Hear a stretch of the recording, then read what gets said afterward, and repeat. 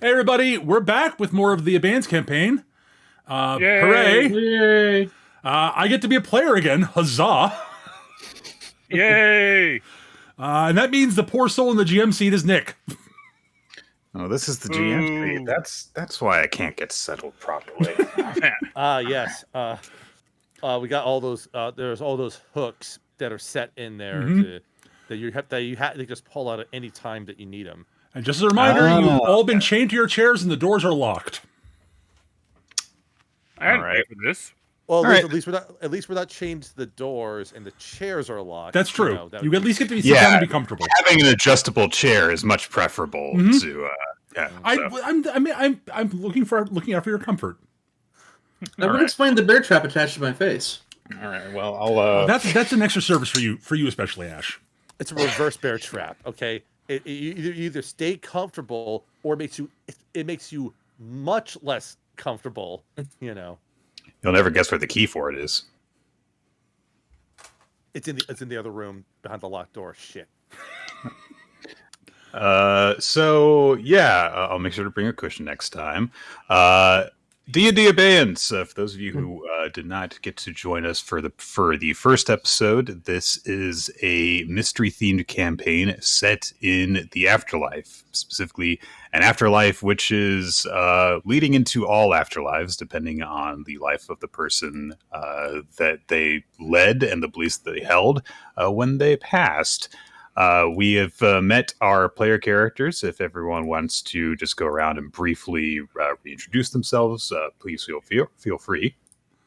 All right. Well, I'll go first. Hi, it's Mecha Jam here. I'm playing Gideon, a Grim Reaper, a Reaper more specifically, not the Grim Reaper, but a Reaper, who has been assigned to figuring out cases that don't have good solutions about where souls are supposed to go. Gideon is thrilled about this. Yes. I'm Eric. I'm playing Dentalion, who is Gideon's partner in this, and enjoys the job a lot more than Gideon does, Which is not difficult. Gideon doesn't dislike the job; it just doesn't fall into his very, very, very, very orderly worldview. That's the problem. We're doing the buddy cop thing. Just an aside to the camera. All right, I'm playing Saint Jerome, the professional poltergeist, and it is his job to interfere with mortals in the world of the living in order to get whatever his clients require in order to move on.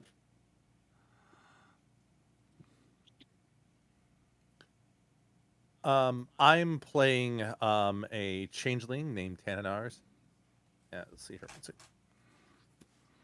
I'm playing a changeling named Tananars, or he also goes by Tan, and his role in the afterlife is that he basically delivers messages to those who still are alive after someone passes in order to help with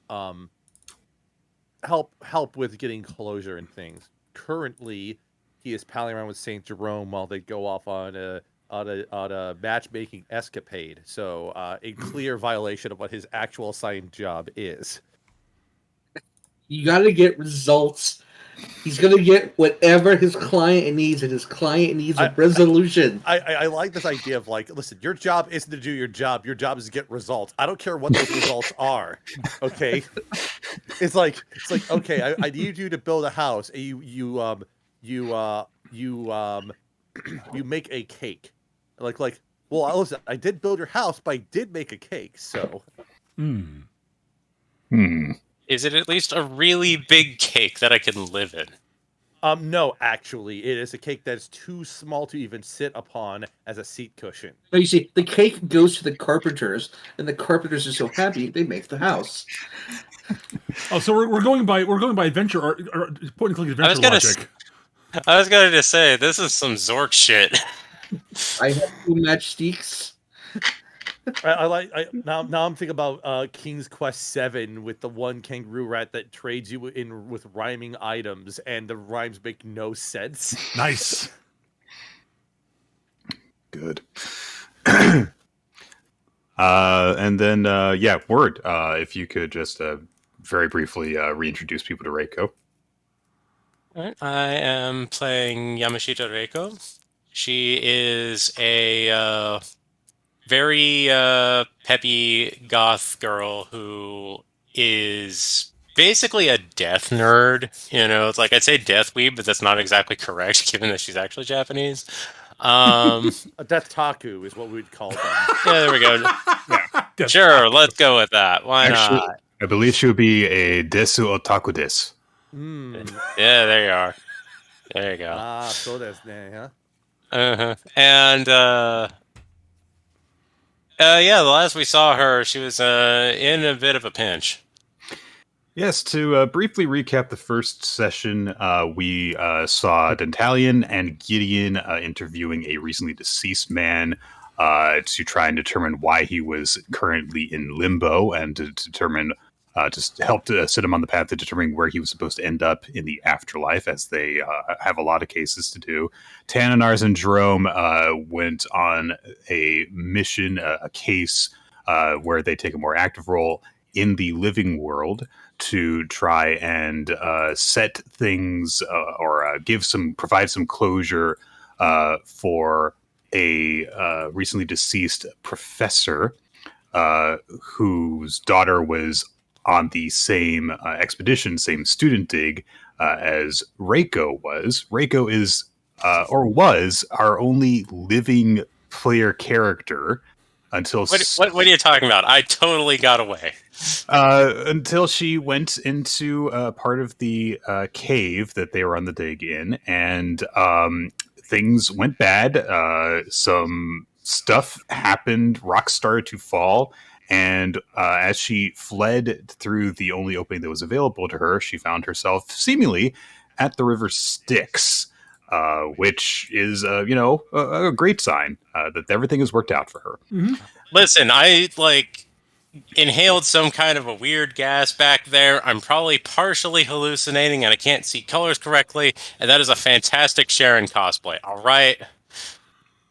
Yeah, I mean- so that's what's going on.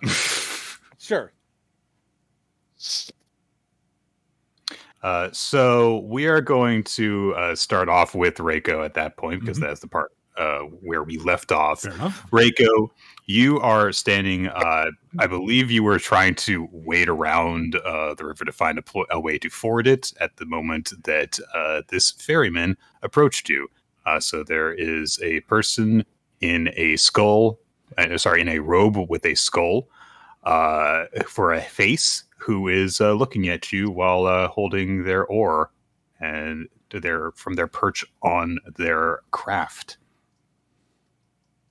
What do you do? Well, last time we had closed with Reiko saying, "You look cool." So, that's the ball's in your court, friend. Yeah.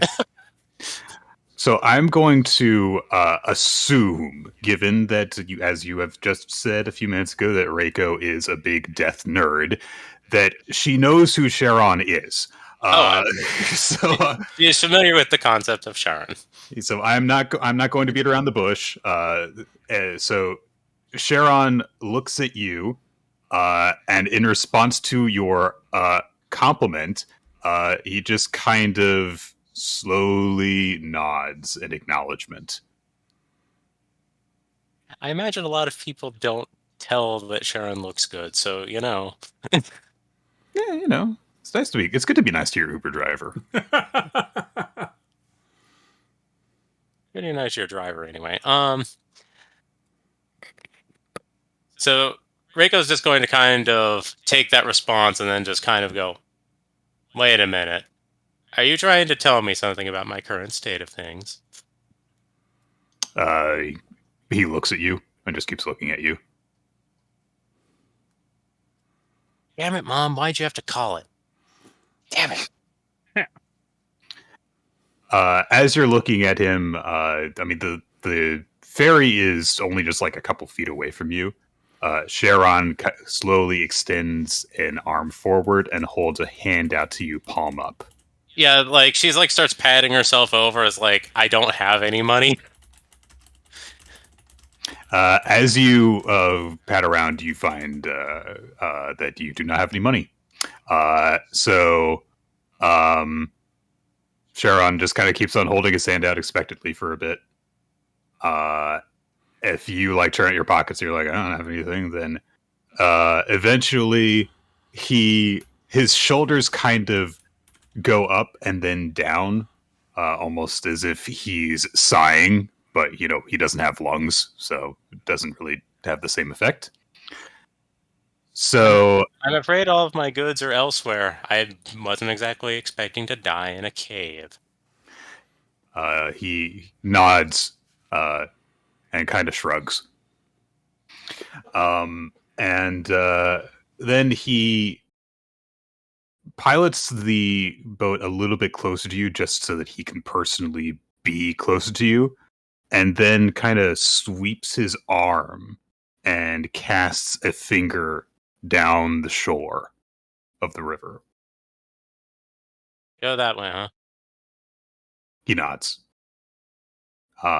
And as you look, now you very specifically, Word, made perception checks to try and see if there was like another exit in this cavern when we were closing last time, and you did not see anything. You see something now that you are certain was not there before. That wasn't there. How do you do that? You gotta teach me. That's really cool. Sharon just kind of looks at you. Okay. I know your business first. All right. Here I go. I guess I'll be back. Hopefully, maybe. I don't know. Is that good? And out she goes. Sharon just kind of slowly nods as you leave and turns his boat around and starts to drift down the river. I was really hoping that when I actually died, I would be in a better position for it. Why did you have to be so damn right, Mom? Ugh! I'm going to name my daughter after dying in a cave-in. Thanks, Mom. All right. So Reiko, the thing that you see is, I mean, it's kind of one of those. You know how when you're playing a video game, and there is this concept in level design where the way that you're supposed to go is lit up. supposed to be obvious. Yes, it's like that. Not even maybe it's not even like literally lit up, but it is very clearly the thing that your eyes are drawn to. Right. You get that same sense about this opening that has appeared. My thought is that it's so obvious that without doing anything as the player, your character just comments on guess is the way to go. He's like, I didn't make you say that. I didn't say that. I didn't say that. But as she's kind of strolling over and not paying too much attention to things because evidently she's dead, she's more concerned with just how it happened exactly, because there were a lot of possibilities back there, and she's like kind of like, like checking her head with her hand, is like trying to feel like is her head open or something like that, or it's like, do I have a lingering wound of some sort that's imparted upon my incorporeal form? Make a medicine check. Okay.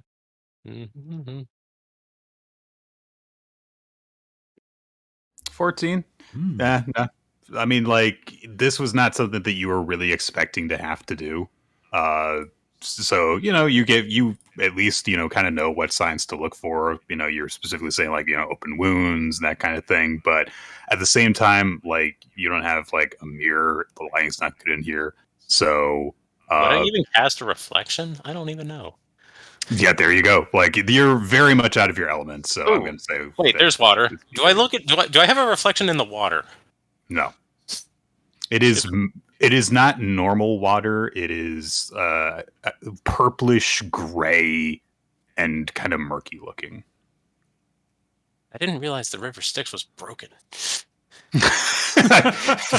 So they made sure to get the pathing right so that you would know where to go. But all the physics in the water, they didn't bother with that stuff. You're only going to spend so long in this room. I'm gonna turn up the graphics settings. The reflections are off. No, the problem is that they would have ray tracing for the reflections, but unfortunately, the Afterlife can't get a hand on graphic cards with ray tracing yet. Bizarrely accurate, actually. So you start to make your way through this opening. We're gonna leave Greco there for a moment. So we're gonna go back. I'm still getting used to navigating in Roll20. Yep.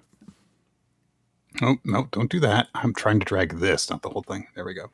All right, so we're gonna go to the office of Gideon and Dantalion again.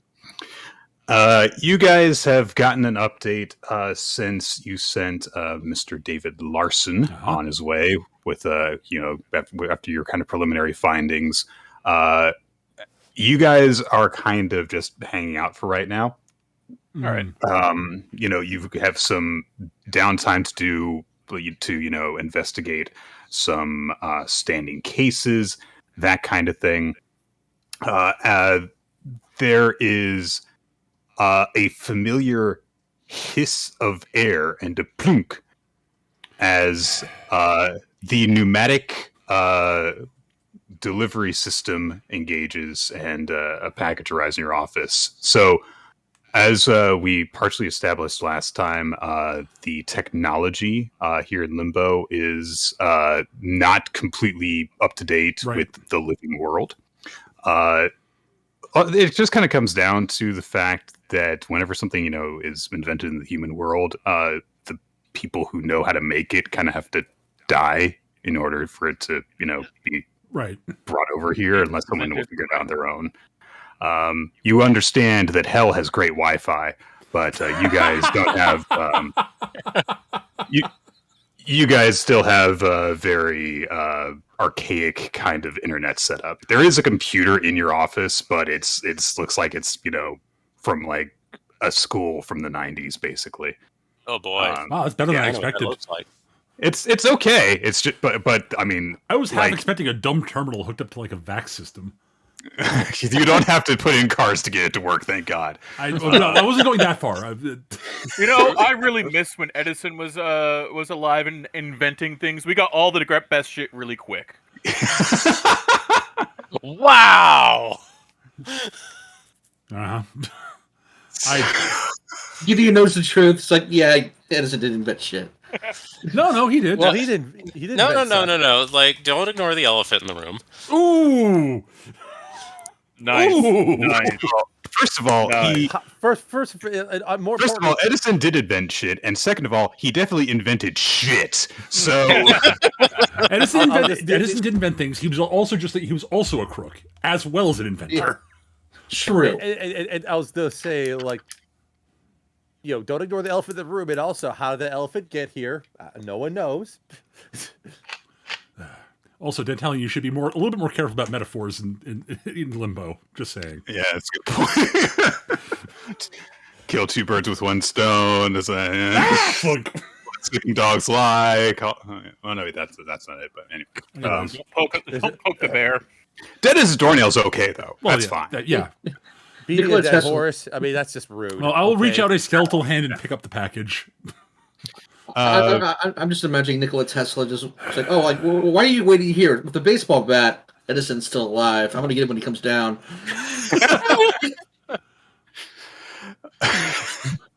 You guys have gotten an update on the case of Mr. Larson, which is that essentially he's been sent to what is kind of the equivalent of counseling.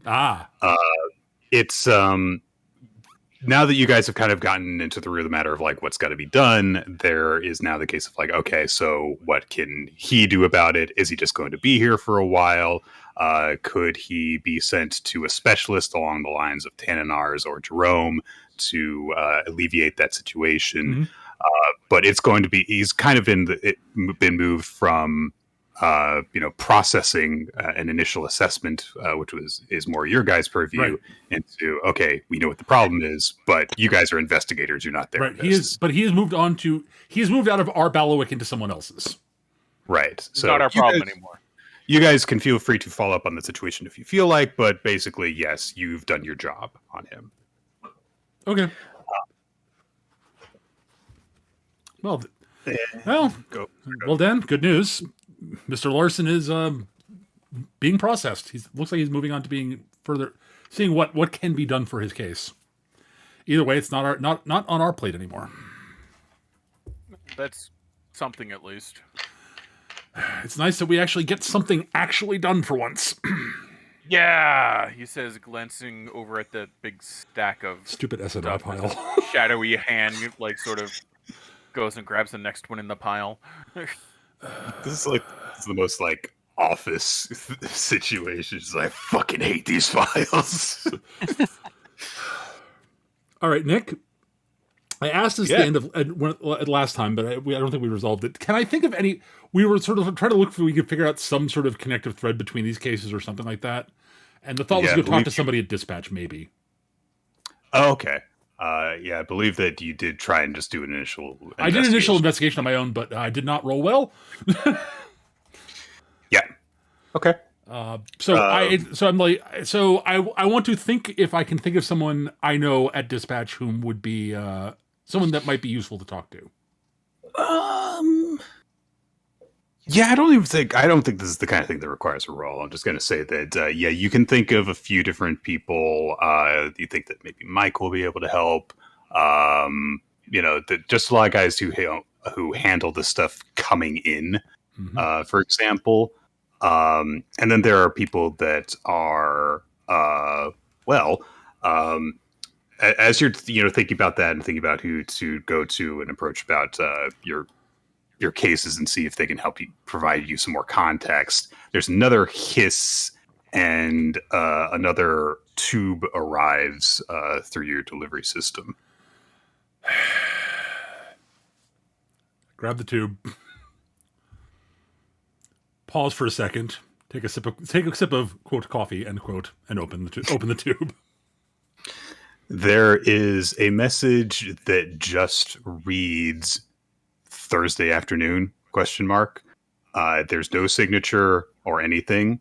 You guys are familiar with this, which this is a message from Robert, who is Dentalion's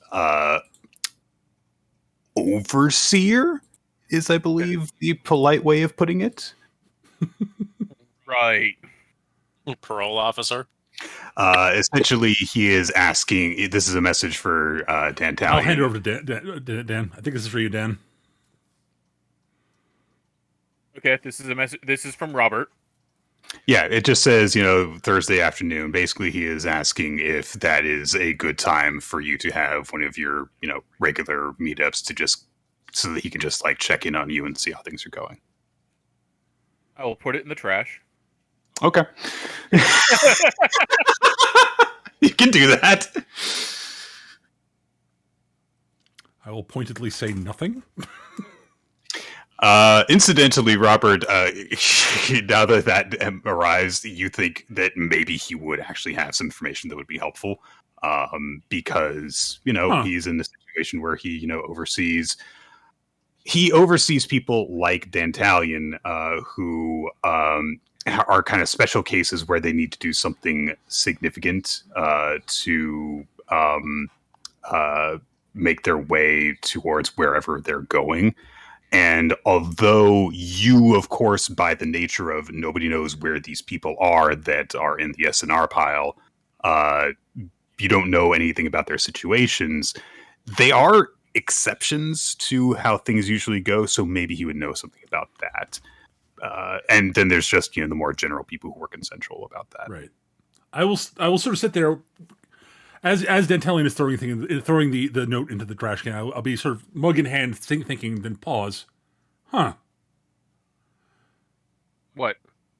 Robert might be someone we could talk to about the whole SNR thing. Maybe he might have an idea of what's going on with these people. So anyway, let's see how Larson's doing, huh? Let's check up on him. No, I think we should go talk. We should have a word with Robert, and then we should go talk to Mike at Dispatch. But that's less pressing. He's less. I'll handle Mike at Dispatch. Is there a reason you don't want to go talk to Robert, Dan? No. Uh-huh. Yeah. I see. So who's this Mike at Dispatch? I'll go talk to him. You don't know Mike? I'm just going to interject here and say that, Gideon, yes, you find it actually incredibly unusual that if Dan Talion has never talked to Michael. You've never talked to Michael. Seriously, you've never talked to Michael. You've probably talked to him. Like, oh no! I mean, Michael is a bit of a shithead. You probably have talked with him at least once, and you know. I'm just going to say just to you, Eric. Yes, you have almost certainly talked to him. Yeah. I, of course, I've talked to Michael. Yeah, of course I have. Okay. He's that guy, right? With the thing. Do tell. Yeah, you know, he's got that thing with the, you know, on his face. It sort of does the woo, you know. I'm drawing a blank. Who is this guy again? I'll tell you later. Well, you know what, Dan? We'll talk to him after we get back to finish with Robert. I'll introduce you to Michael. I think you'll get along famously. Or I should say, reintroduce you. Since clearly you've talked to him before. Just I'm pretty sure I bet I was just drawing a blank on the face. That's, you know what? I believe that. Anyways, he's totally Thunderman, isn't he? We should go talk. We should definitely go talk to Robert. Yeah, I'll be along soon. I'm just gonna get something to drink. You've got your flask in your jacket. You know that. It's empty. Your backup flask in the desk. It's gone bad. Oh, that was bad. Yeah, okay, fine. Uh-huh. All right, so you guys are going to go to central offices. All right. As Gideon goes through the ritual of someone who is ready to go, getting someone who should have been ready to go out the door, we're going to go to the living world, where we are going to rejoin Tanninars and St. Jerome. You guys were doing your job last time. You were having a great time, if I remember correctly. So yeah, let me check how many crits we rolled as a team. Yeah, there was one roll where you guys both rolled a nat 20. I think that happened. I think that happened twice. We were both. Yeah, I think it did too. So what you found out last time was that the professor's niece, Hannah, you through a combination of your work, Tan got a false note that was seemingly from her uncle to her to give her some closure on that. So that Tan essentially took care of your job, but you stuck around with Jerome, and then you started investigating her boyfriend Roch, whom her uncle had a bit of worries about because he had never met him, and it turns out he's just kind of a awkward, nerdy guy, but he's got a good heart, and he's just trying to find the best way to react to the death of his girlfriend's family member, while also trying to find a way to marry him. And you guys decided let's get that wedding proposal out, and I have no idea how you're going to do that. So you tell me what you guys are doing right now. So, first thing that comes to mind is we need to get them to like an isolated location, somewhere romantic. So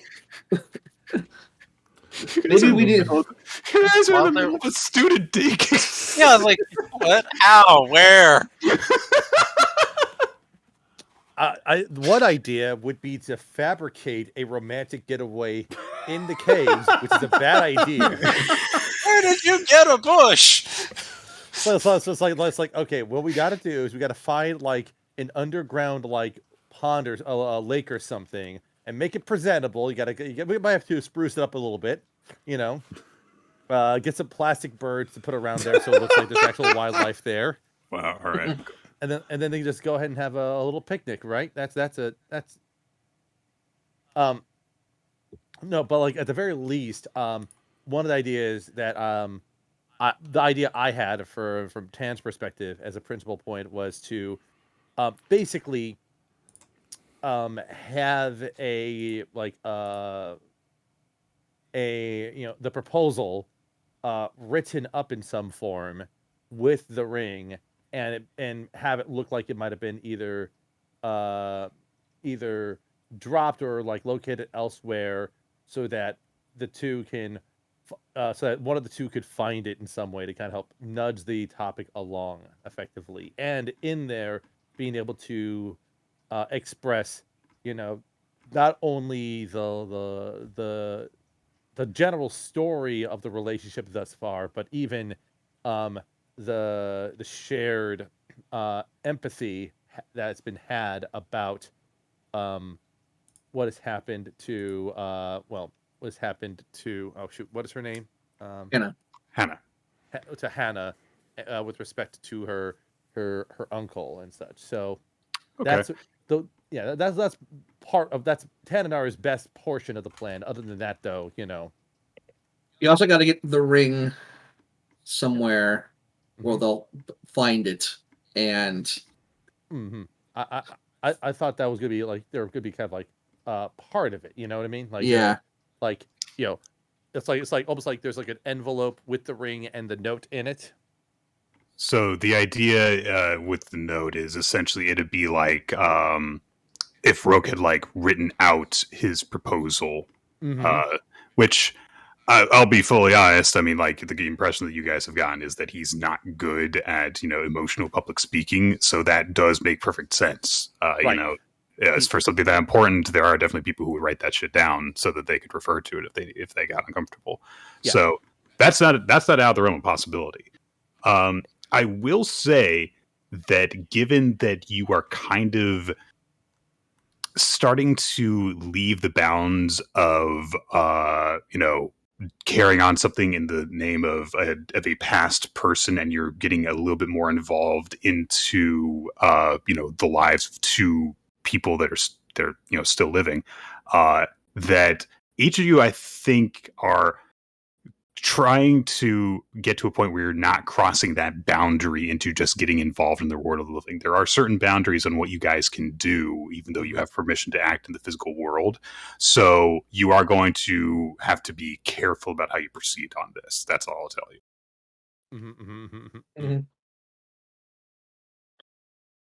In the meantime, I'm going to roll some dice over here. okay. Wow. Okay. So while Tanars writes the note, maybe we should place it in Hannah's room with the ring, and then we write another note and leave it in Roche's room and have them meet up at a location.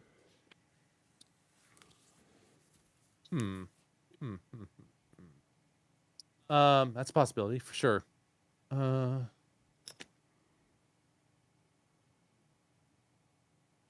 right. Do you want me to do anything initially for like forging the proposal effectively? Yeah, I struggle on how exactly this works in this mechanic, because it's not like there's actually a forge roll. There is forgery. Yeah, forgery is a tool set of thing, but I would just assume like deception as another sort of like. Yeah, it would be a form of deception. So go ahead and give me a roll on that for getting the notes prepared. You got it. Go ahead and grab it real quick here while we get things rolling here. Come on. Pages are loading slowly. All right. Fingers crossed. Here we go. Oh yeah. 24. Yep, 24. I do have expertise in it, so. Yep. It's a pretty convincingly written love letter / proposal. Yeah. All right. It's like, and then like Tanar just sort of like does a little flourish of the feather pen that he has, and just like, well, okay, it appears that we have our resources. Now all we need to do is make a delivery, and we should be ready to be on our way, Jerome. I agree. Let's handle this before any other complications show up. We're a little outside our bounds here, and I don't want to step out too much.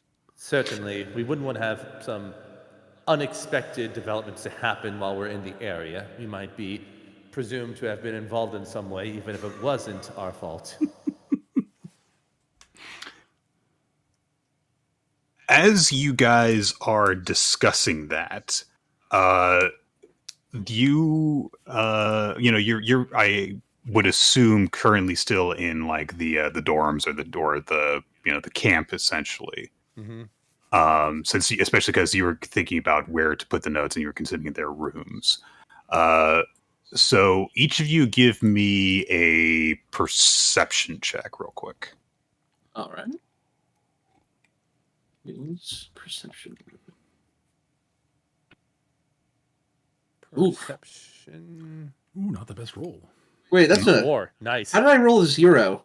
No, you rolled. You, Oh, could I roll, got you 2. rolled it with a plus Okay. 0. Yeah. I'm sorry. All right. You guys are thinking about this, and both of you rolled, unfortunately, quite badly. So you're lucky that this isn't anything bad. You guys don't hear the commotion outside until it is right outside the door, and it snaps open, and a pair of students come in and start to look around the place while they're saying stuff to each other. You guys, of course, cannot really be seen by people who are still living, but they're kind of going around, and they're kind of just saying stuff to each other, like, "What the hell is she?" There are a couple of students that you recognize because you guys were at the little gathering that was ahead of the dig. But of course, you were focused on your targets, so you just know that they were there. There's this this blonde-haired girl and this boy that looks kind of tall and fit, and they're just kind of like looking around, and they go specifically to one of the rooms, and the girl goes inside of it, while the guy kind of just looks around more of the open living area, the shared space.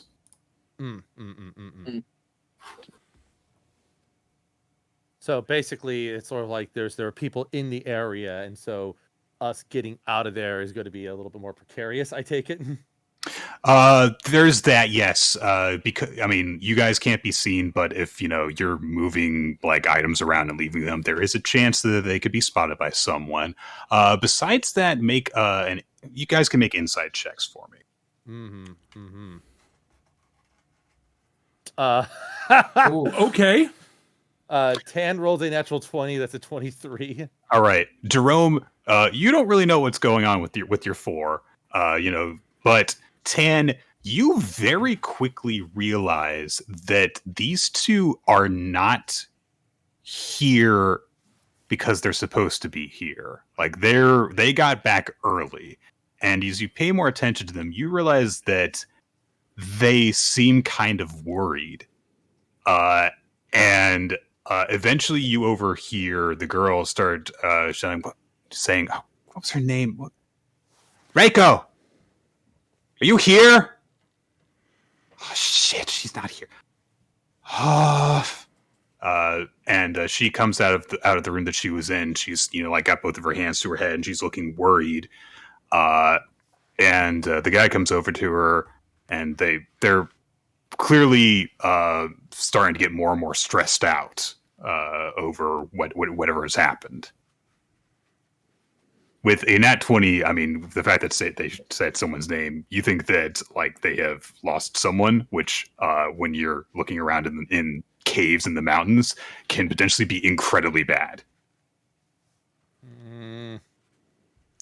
Tran just sort of does a sort of quizzitive hand on the chin gesture, and then just says over to Jerome, I think we might want to make our delivery and run, if only because there might actually be a development that might require our attention, or at least attention from those on our side of things.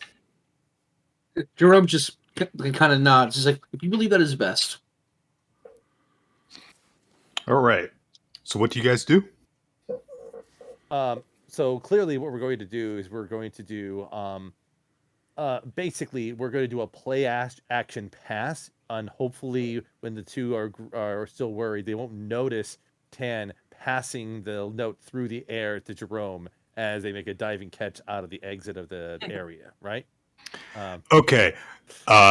So I understand that in mechanical terms, Skitch. But if you're trying to make a metaphor, I'm not getting that. So I was more making a joke. Because I don't think I was gonna say like Tad is not really good at the draw play. He can't run it up the middle that well. Okay. You're going to not take the direct approach. Got it. Okay. I do think that Jerome and Tan trying to evasively negotiate around the camp while carrying. So basically, what's going to end up happening, I assume, is that as they move, there's going to be this note just kind of floating along with them, kind of thing. The note is on your person, and it cannot be seen. I was making the point earlier that if someone's around while you're actually delivering the note, there is a chance that they would see a fucking piece of paper appear where there was none before. Oh, right. My assumption was the note delivery was basically the question is, and this is kind of a question to Jerome, whether we want to have the note delivery happen within the campsite itself or out in the field, as it were. I think it would almost be best to actually just place it in the dorm somewhere prominently where Hannah is going to find it, in her room. I got a good idea. All right, I'll kind of bridge this gap. While we're still in the so now, is Roch and Hannah staying in the same room together? They are not. Okay. Here is the idea. Or at the very least, they are not officially, because each of them are, they're the grad students that are on the trip. Each of them have their own private room. The other students are, bunking essentially. But each of the proctors, or whatever you want to call them, have their own private rooms. It's possible that they were staying together and just ignored that, but officially they have their own rooms. My thought then would be to kind of take a little bit of what Jerome's idea is. Take one of Roch's books that he has, have the note kind of wedged in there, a little bit like a bookmark kind of thing, and then find a way to have it placed somewhere in Hannah's space so that she would easily find it, know whose book it is, obviously, but then also see a note sticking out of it with her name on it, kind of thing. That's sort of like the package to set up on the way out. Okay. I like it. Yeah. So that's the fabrication for that way. It's like there is unambiguous who this is from, because she knows what the books are, and it also does it in a way where it looks like he would have been carrying it around with him as because if it was just the note on its own, why would it be out there? It would look like he planted it for her. I think it's more fun for it to be like she discovers it and realizes that he was trying to work up towards it, but hadn't put into action yet. That sort of thing. I like it. Okay. Okay, so what we're gonna do is so the two students, Camille and Christina, are looking around. They're getting increasingly frantic. You guys are still in this kind of dorm space with them, but you are going to be going into places that they're not going to be in. So what you're going to need to do, however, is if you're going to transport a book of Rose's over to Hannah's place, there's going to need to be one of two things that are going to happen here. All right, so first off, you know where Rose's room is because you were in it before, snooping around. Right. you need to figure out, first of all, where Hannah's room is. So give me first, give me stealth checks with advantage, because you guys are navigating around this space while there's people in it, but you are not typically going to be seen. That's a 19 for Tan. Ooh, and that nat 1 by Jerome got taken away by the advantage. Yeah. Okay. So Woo! we both rolled 19s. Excellent. You guys are Good. fine. Taboo. So now you need to figure out which room is Hannah's. Since you already know where Roche's room is, this is not going to be very difficult, but give me an investigation check anyway. All right. There we go. All right, Jerome spots it with that 21. That's no problem. Okay. So, one of two things needs to happen then. Either you're going to need to find a book of Roche's that is already in Hannah's space, which is possible, or you're going to need to transport a book from Roche's room over to Hannah's. Which is going to be, basically one. Yeah. That is taking a physical item in the physical world from one place to another. That is, you're not going to be able to do that like invisibly and undetectably. Well, there are ways we might be able to do that invisibly and undetectably. Sure, I'm just saying you can't just like pick it up. You can't just carry it around like you're carrying around the note that Tan has written. Yeah, basically we have one that is basically more is more tactically compromising, and one that's more knowledge tricky to do. I'm more of a fan of taking a book that we should know is at least has been in Roke's possession. Actually, wait a minute. Here's a thought. Hannah is German, and Correct. Roke is Polish, right? Correct. So it might be possible to infer books that might be Roke's by the ones that are in Polish, possibly. Ooh. In Hannah's room. Okay. Yeah. So you guys have found Hannah's room. That is a great idea, Skitch. So, give me an investigation check with advantage. I'm going to say, like, you can recognize that. This is a roll to determine if there is such a book already in there. Yep. All right. 20 by Tan, 19 by Jerome. Yes. We'll just say that, yeah, there is a book that you can suss out, like, okay, this probably belongs to Roke, and because it is in Polish. You've got the note that you have written. I'm going to assume, because you guys were planning this, that you already had the ring on you. Because you're planning what to do. In the note itself. Okay. Yeah. So the ring, it's basically envelope with Hannah's name on it. In it is the proposal, confession, etc., and the ring is in there as well. Okay. So you put the note as kind of like a bookmark inside this book, poking out in such a way that it is clear that there is something poking out of the book, and then you just leave it in the room. That's it. That's the plan. Yep. Yeah, that all is like I'm not gonna make you roll for that, because like you put the thing inside the book. Like you don't fuck that up. The book is actually a mimic and bites your hand off. Yeah. Use now envelope what? on book. I'm just thinking about those text-based adventure games where instead of asking what do you do next, it just says now what. Just yeah. All right, you have done that. The eagle has landed. What do you guys want to do now? All right, so you want to go get some drinks, Jerome? I want to get fucking plastered. I'm just kidding. But I do think that what Tan is going to propose is, let's see if we can find any information on this Reiko individual, and then, or we could just head over back to the other side and see if there's any information from there about this individual. There's no harm in looking on the way out, as it were. The scenic route is always nice, yes. Yes. Okay. I'm glad I'm a roadside attraction now. Let's come see the corpse. Yeah, it's just like you want to see a dead body? I mean, yeah, I'm never gonna turn that down. I mean, my answer is yes, but I'm me. Hey, you want to see your dead body? I mean, Yes, actually. But Oh wow, I look hot when I'm dead. Anyways, Jerome and Tan are just there with like a stick poking it. Wow. a stick. all right, now How that's ghost? crossing the line. That's ghost. No man. touch. all right. You guys kind of make your way out through the general living area.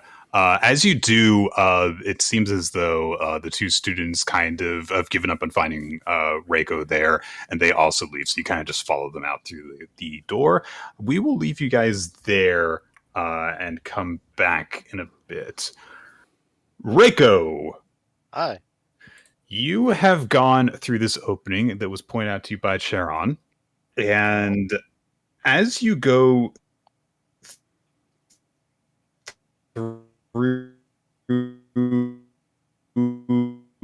the opening, the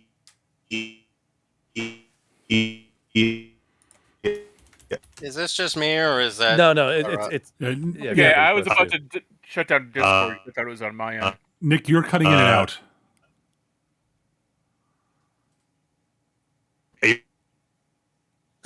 This is what you hear when you die. You may want to disconnect and restart Discord.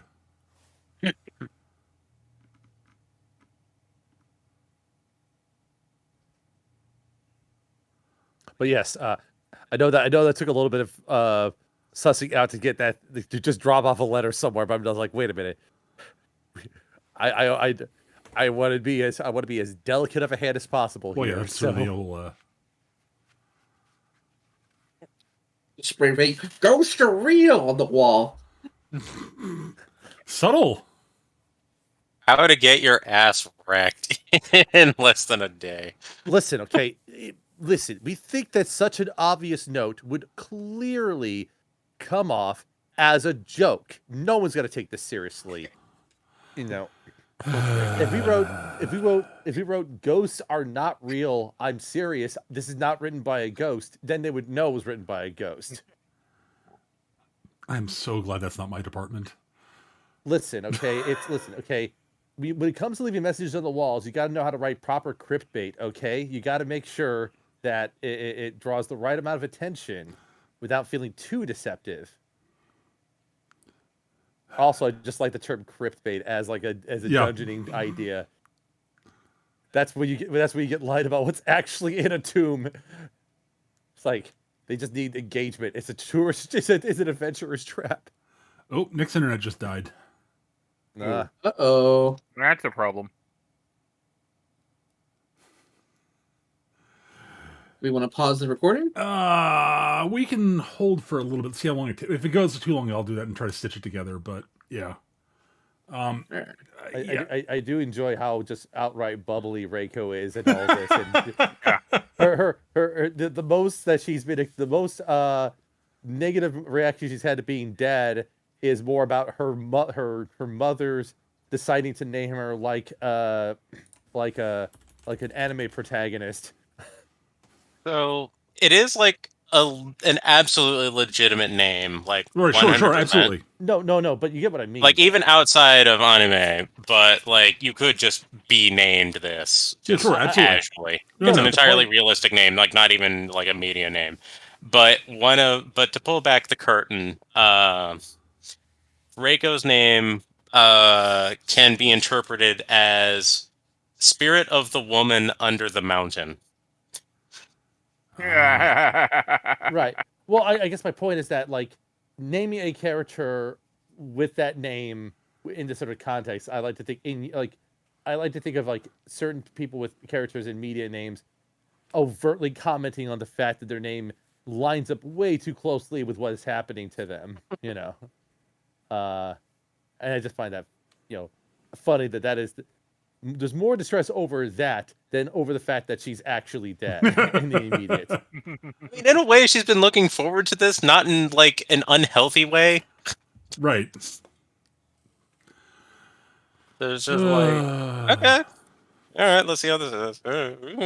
Yeah. I'm thinking back to Fallout New Vegas, and there's that one place that's got the girl, the goth girl that's trash in her diary, and it's Diery, and she's just being really, really dramatic about how she's trying to commit suicide. Right. Where is that? I don't think I've ever seen that. It's in the nuclear test range area, so there's lots of radiation. Oh, is she like a ghoul? Yeah, so she turns into a ghoul instead of just straight up dying. I see. But yeah, so That's the Fallout.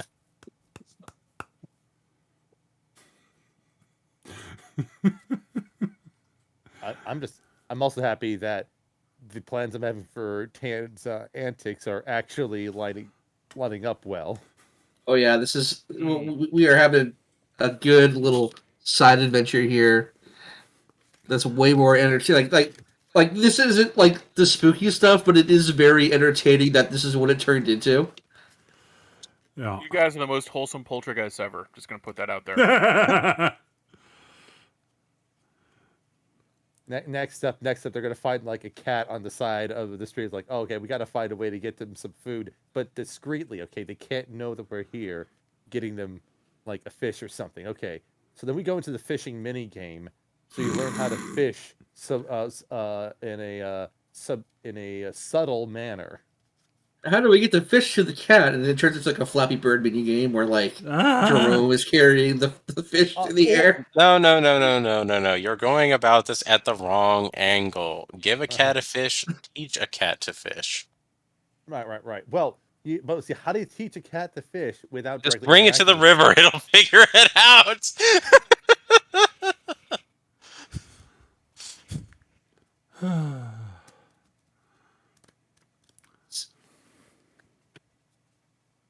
Oh, there's a shiny thing shimmering about in the water. Cat attention obtained. I mean, listen. Listen. Tan was this close to just writing a letter from Hannah, but I don't want to engage in that type of catfishing, though. So. Hey-o! I'm just looking forward to making sure that Dantalion meets his parole officer. That's all. Listen, I'll be right there. I just gotta not do that, and he disappears.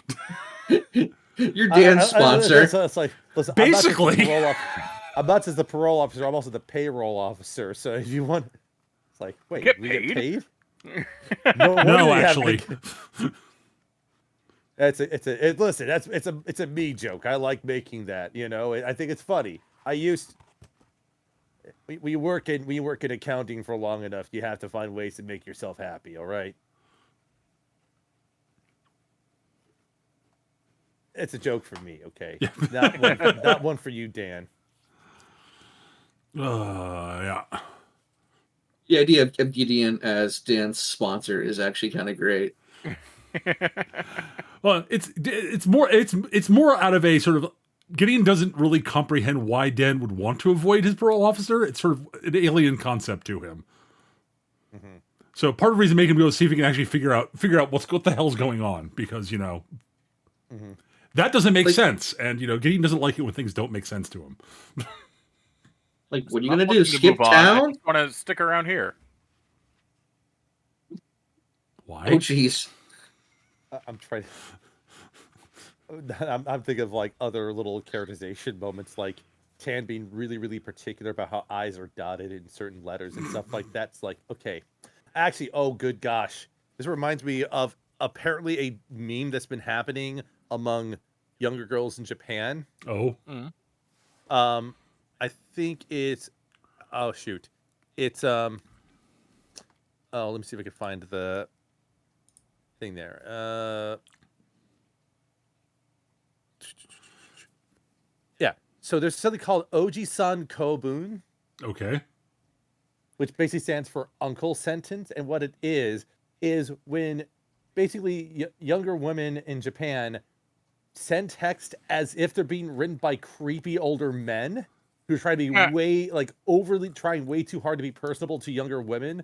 So like using overly cute young language and overly using emoji in inappropriate ways and stuff. Huh. and they'll text each other in their sort of manner as a joke, Okay. which is just like Weird, but okay.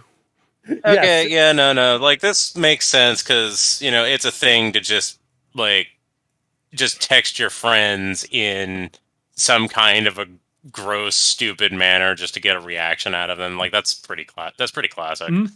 Well, yeah, and the funny thing in the video explaining it is how many people from other countries point out how the concept of like making fun of creepy older people is just kind of a thing. It's just like it exists. But like to give you an idea of what one of these things looks like, I'm just gonna take a picture of there's actually a web app that could generate OG-san. Of course there is. You just put a name and how creepy you want it, it'll just generate it. And my favorite detail in this is on the second line, Shitaina is extended not with a hiragana A, but with a katakana A, which is just that little extra effort to sound diminutive and just wrong. Just Okay. Are they asking them out to go to karaoke? yes.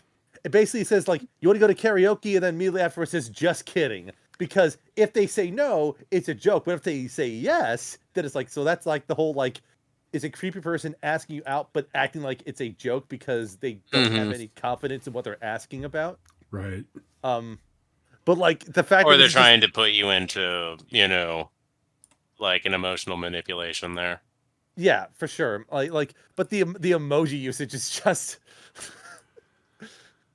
it's just I just sort of look at this like what the hell is and what's really nice is that the person who did the video for this is a native Japanese, and they are very considerate in doing proper English and Japanese subtitling the whole way through. So like it's easy to kind of follow and understand what's going on and such.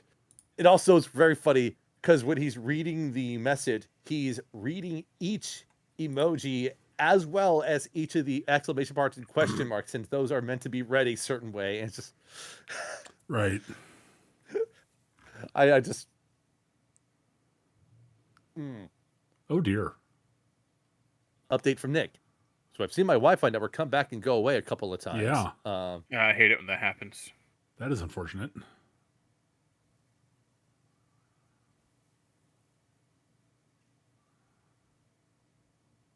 Also, what was happening to me last See, night with my provider. And honestly, I wouldn't be surprised if like Reiko and her SO would engage in something along the lines of this to each other, but kind of with a different energy. Maybe not creepy uncle, but some other sort of like morbid energy to it. You know what I mean?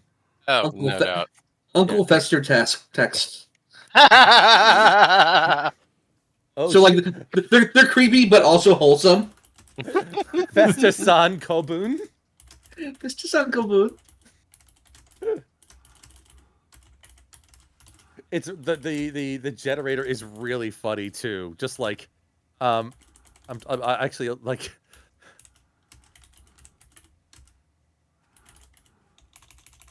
Yeah, emoji level and punctuation levels. Let's just max both these out and just generate here.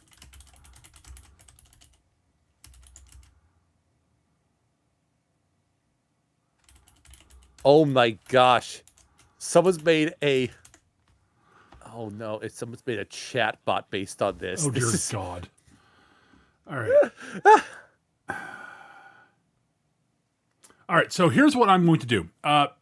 Nick's internet is having problems. This is for the recording. Hi YouTube. What I'm going to do is I'm going to end this part of the recording here. If we get back up and running, so I'll pick up the recording. I'll upload a part 2 of this when we get back to recording, assuming that Nick's internet does come back. If it doesn't, we'll see you for the next episode whenever that happens. If it does, we'll see you in the next part. Yes. So, yeah. See you soon. See you guys soon, hopefully. Bye, YouTube.